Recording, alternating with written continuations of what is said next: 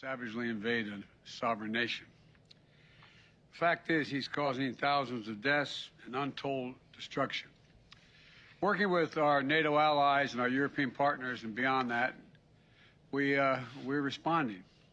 We're aiding the Ukrainian people, both economically and militarily, while leaving the most punishing economic sanctions against Russia ever used against another nation in place and increasing them. Thus far, these actions are crippling Russia's economy, isolating Putin from the world, and helping Ukrainians fight for their country and ease their suffering. But as I've said from the start, Putin's war is imposing a cost on America and our allies and democracies around the world. Today, I want to talk about one aspect of Putin's war that affects and has real effects on American people. Putin's price hike that Americans and our allies are feeling at the pump. I know how much it hurts. As you've heard me say before, I grew up in a family like many of you where the price of a gallon of gasoline went up. It was discussion at the kitchen table. Our family budgets, your family budgets, to fill a tank, none of it should hinge on whether a dictator declares war. So today I'm laying out a two-part plan, not only to ease the pain that families are feeling right now, but to end this era of dependence and uncertainty, and to lay a new foundation for true and lasting American energy independence. Parenthetically, just imagine if, in fact, Europe didn't have to count on Russian oil, if they were energy independent. It would change the nature of so much. The problem we're facing with gas prices has two roots. First, the pandemic. When COVID struck, demand for oil plummeted, so production slowed down worldwide. Because of the strength and the speed of our recovery, demand for oil shot back up much faster than the supply. That's why the cost of gas began to rise last year. The second root is Vladimir Putin. The start of this year, gas was about $3.30 a gallon. Today, it's about averaging $4.20, $4.22. It's higher in many states. Nearly $1 more in less than 3 months. And the reason for that is because of Putin's war. And now many people are no longer buying Russian oil around the world. I banned the Russian import of oil here in America.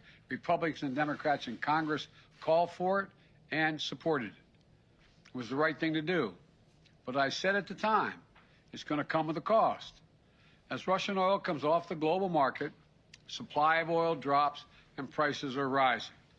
Now Putin's price hike is hitting Americans at the pump, which brings me to the first part of my plan. To immediately increase the supply of oil, our prices are rising because of Putin's action. There isn't enough supply. And the bottom line is, if we want lower gas prices, we need to have more oil supply right now. For U.S. oil companies that are recording their largest profits in years, they have a choice. One, they can put those profits to productive use by producing more oils, restarting idle wells, or producing on the sites they already are leasing, giving the American people a break by passing some of the savings on to their customers and lowering the price at the pump. Or they can, as some of them are doing, exploit the situation, sit back, ship those profits to the investors, and while American families struggle to make ends meet. Look, this is a moment of consequence and peril for the world, and pain at the pump for American families. It's also a moment of patriotism.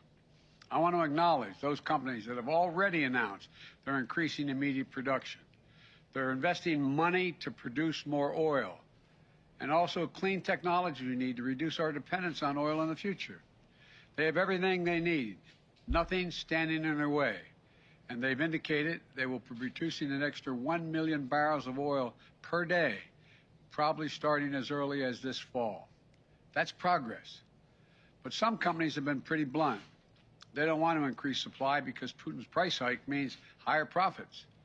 One CEO even acknowledged that they don't care if the price of a barrel of oil goes to $200 a barrel. They're not going to step up the production. I say enough. Enough of lavishing excessive profits on investors and payouts and buybacks when the American people are watching. The world is watching. U.S. oil companies made nearly $80 billion in profit last year. and this year those profits are expected to continue to soar.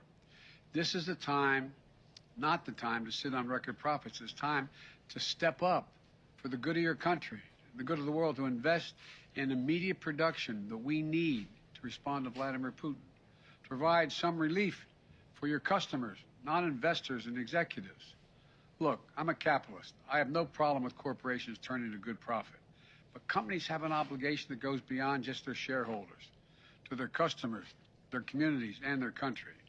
No American company should take advantage of a pandemic or of Vladimir Putin's actions to enrich themselves at the expense of American families. Investing those profits in production and innovation. That's what they should do. Invest in your customers. And it isn't just like, it's not the patriotic thing. It is good for your business as well. Right now, oil and gas industry is sitting on nearly 9,000 unused but approved permits for production on federal lands, or more than 1 million unused acres they have a right to pump on. Families can't afford that companies sit on their hands. So, to help execute this first part of my plan, I'm calling for a use it or lose it policy. Congress should make companies pay fees on wells on federal leases they haven't used in years, and acres of public land they're hoarding without production. Companies that are already producing from these wells won't be affected, but those sitting on unused leases and idle wells will either have to start producing or pay the price for their inaction. Look, the action I'm calling for will make a real difference over time. But the truth is, it takes months, not days, for companies to increase production. That's why the next part of my plan is so important. Today, I'm authorizing the release of 1 million barrels per day for the next 6 months, over 180 million barrels from the Strategic Petroleum Reserve. This is a wartime bridge to increase oil supply until production ramps up later this year. And it is by far the largest release of our national reserve in our history. It will provide a historic amount of supply for a historic amount of time, a 6-month bridge to the fall.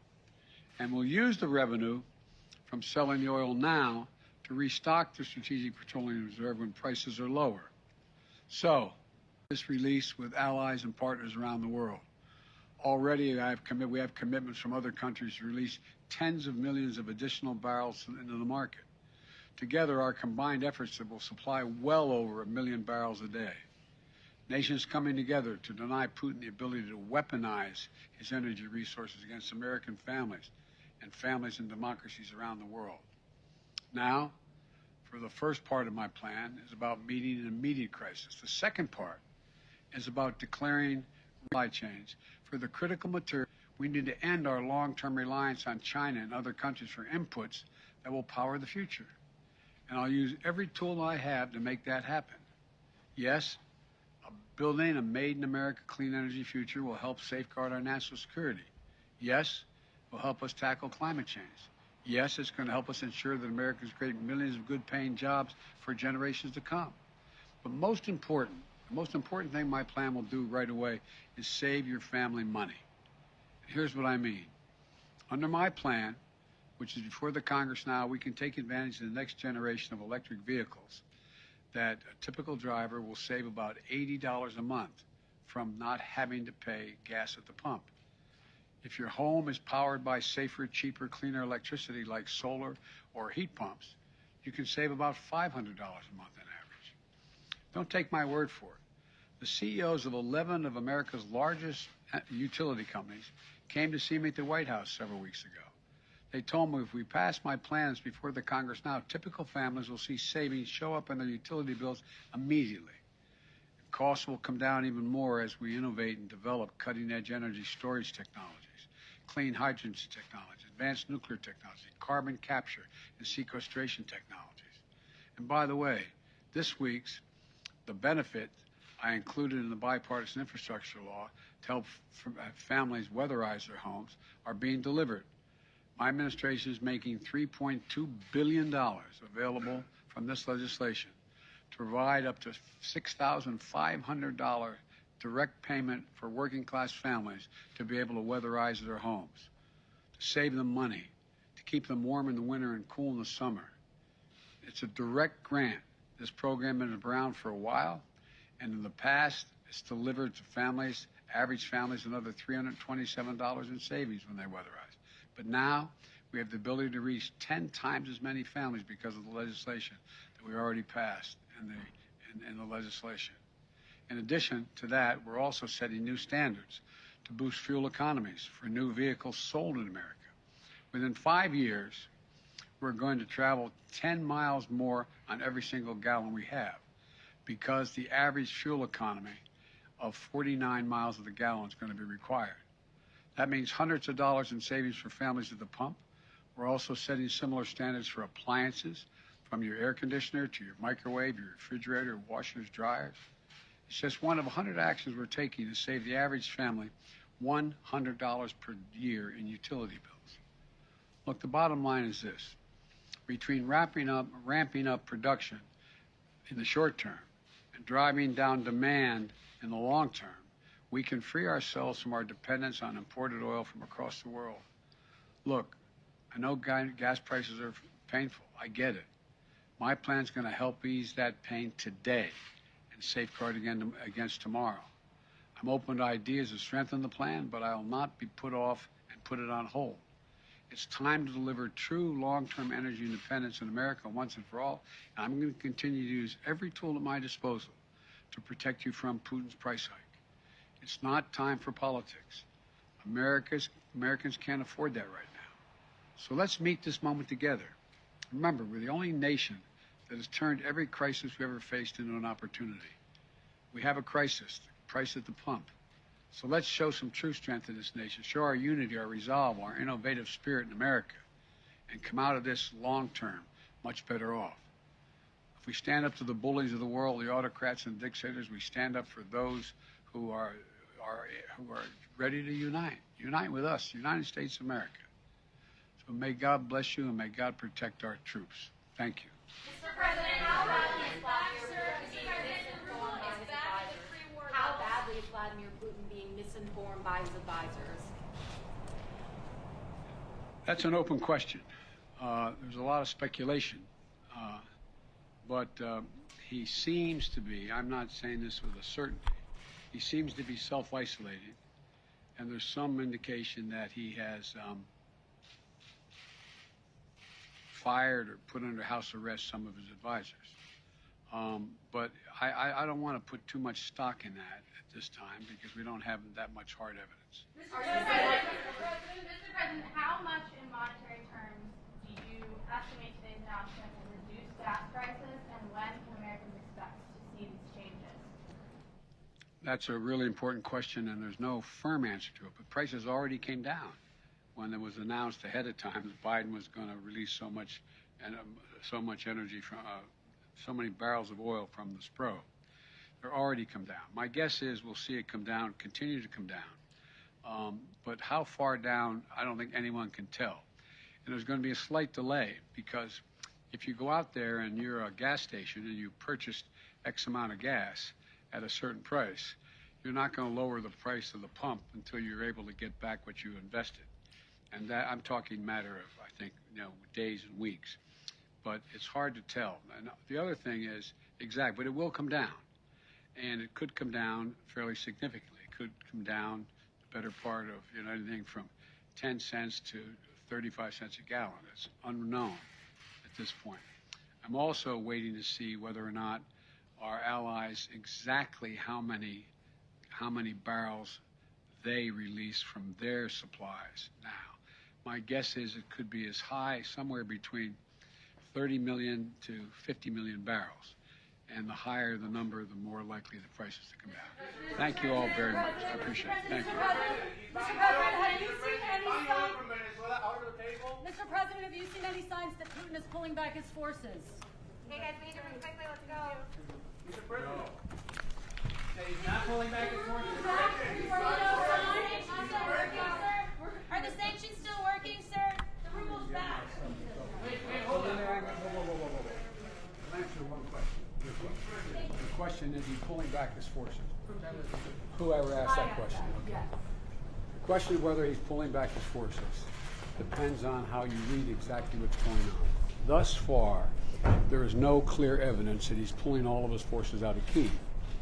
There is also evidence that he is beefing up his troops down in the Donbass area. Depending on your view of Putin, I'm a little skeptical.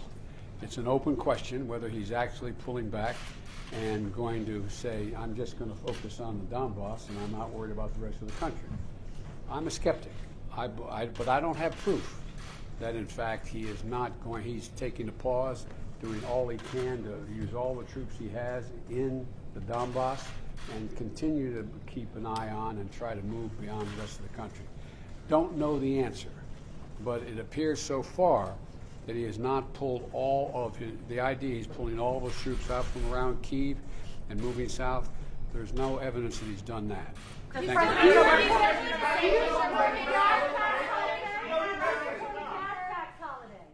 Do you think the sanctions are still working? The ruble's back at pre-war levels. Okay, guys, let's go. We have to move quickly. Go, guys.